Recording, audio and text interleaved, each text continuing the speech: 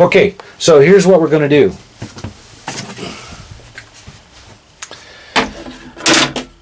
I stopped down at my local marine dealer, Madras Marine, talked to Gary Walker. I said, hey, I need some switches. Well, he hooked me up with some leftovers from some old boat parts and stuff. So this was a dash, had gauges, you know, the speedometer and tachometer and bilge pump and all that good stuff on here. So all I need is this section here. So I'm going to trim this out, and I'm going to make myself a switch plate. And I'm going to end up with 4 switches, which I will then install on the side here, like that. That way I can turn my pump on and off, and if I need any other accessories, then I will have switches for those.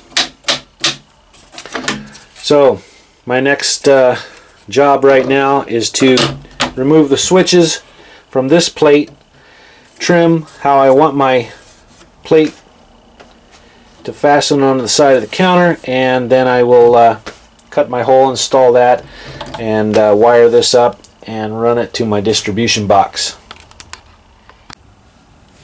So the first thing I'm going to do is I have some 12 gauge wire, and I'm going to cut 2-inch strips, and these are what we'll use to tie in our hot wires with.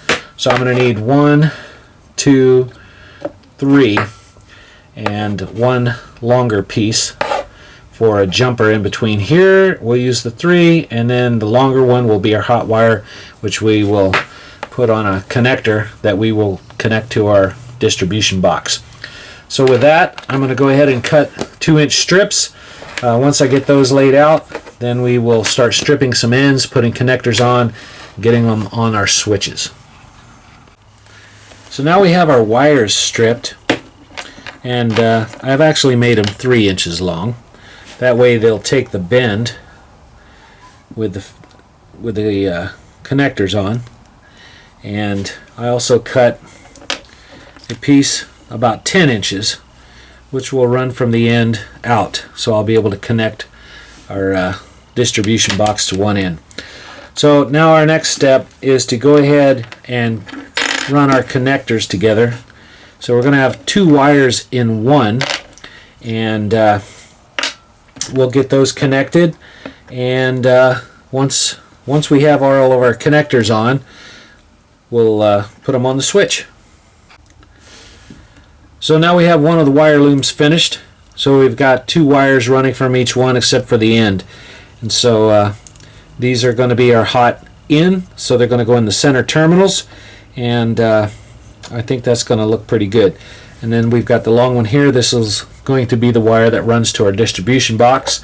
We will put another connector on the end, and that will take us to our power. So let me hook up the grounds, and then we'll get them connected to our switches, and then we will be ready to cut a hole in the panel and install the switch plate with switches, and then we can run our wiring and see if we've got power.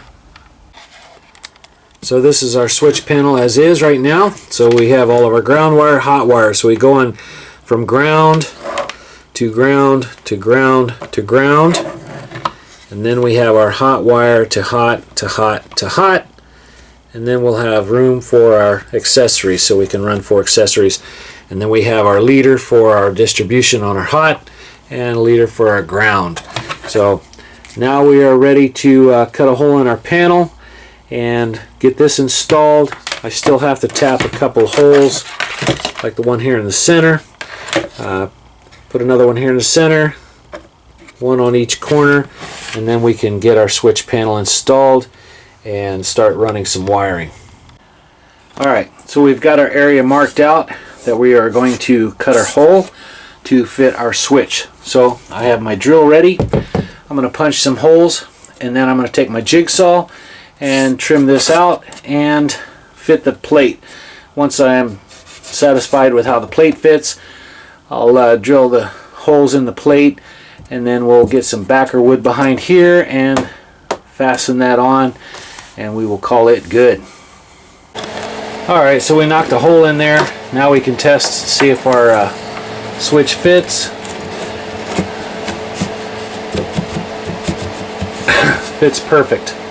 So now we just knock some holes in the plate and get that fastened on there. That looks good.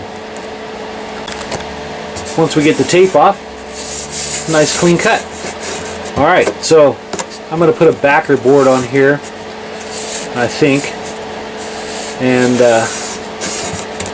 that way it'll give me something to secure the plate to. So we'll call that good. So now we begin to install the switch. So I've got the hole cut, install my panel, and countersunk holes around the edges.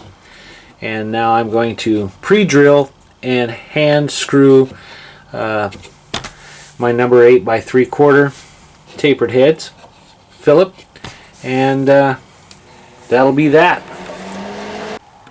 Alright, as always, I cleaned up and put things back the way they were and put all my tools away. And there are my switches.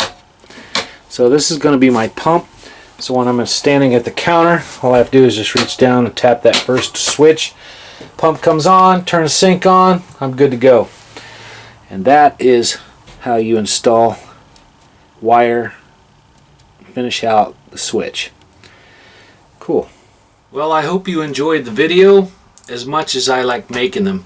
I guess nothing more satisfying than seeing something come together that you build with your own 2 hands, and just the satisfaction of knowing that it looks really good, it's going to be useful, and people like it, and I guess most of all, you like it.